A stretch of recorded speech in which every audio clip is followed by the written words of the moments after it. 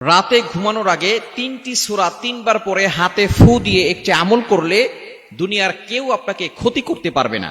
বর্তমান আমাদের সমাজে অনেক মানুষ ব্ল্যাক ম্যাজিক করে, জাদুটোনা করে, কুফরি কালাম করে, অনেক জিন মানুষকে ডিস্টার্ব করে। বিশেষ করে কিছু জিন আছে যেগুলো দুষ্ট জিন, মানুষকে দূর থেকে অ্যাট্রাকশন দেয় এবং মানুষের ভিতরে গিয়ে তাদেরকে আসর করে থাকে। এটা বর্তমান চিকিৎসা বিজ্ঞান বিশ্বাস করে না। তারা বিশ্বাস করে না জিন জাতি বলে কিছু আছে। তারা বলে এটা মানসিক ভারসাম্যহীনতা। জিন জাতি আছে, এটা আল্লাহ তাআলা কোরআনেই বলে দিয়েছেন। পবিত্র কোরআনুল খুরেন আল্লাহ পাক রব্বুল আলামিন কোরআনুল কারীমের ভিতরে মানুষ নামে একটি সূরা দিয়েছে, সূরাতুন নাস। আবার জিনদের ব্যাপারে একটা সূরা দিয়েছে, সূরাতুল জিন। সুতরাং জিন জাতি আছে, যদি কেউ বিশ্বাস না করে তাহলে তার ঈমান থাকবে না। সূরাতুল জিন নামে একটা সূরা আল্লাহ তাআলা দিয়েছেন।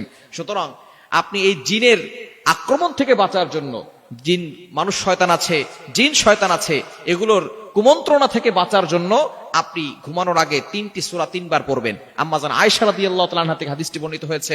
সহিহ বুখারীর ভিতরে এসেছে, মুসলিম শরীফের ভিতরে এসেছে, আবু দাউদ তিরমিজি শরীফের ভিতরে হাদিস এসেছে। আম্মা জান আয়েশা রাদিয়াল্লাহু তাআলা আনহা বলেন, নবীজি সাল্লাল্লাহু আলাইহি সাল্লাম যখন রাতে ঘুমাতেন তখন 3টি সূরা, পবিত্র কোরআনুল কারীমের শেষ 3টি সূরা, সূরা ইখলাস, সূরা ফালাক, সূরা নাস, এই 3টি সূরা 3বার করে, অর্থাৎ সূরা ইখলাস 3বার, সূরা ফালাক 3বার, সূরা নাস 3বার পরে হাতে ফু দিবেন। ফু দেওয়ার পরে এই হাতটাকে আপনি মাথা থেকে শুরু করে পুরো শরীরে আপনি হাতটাকে বুলিয়ে দিবেন, হাতটাকে মাসাজ করে দিবেন, তাহলে পুরো শরীর আপনার বন্ধ হয়ে যাবে।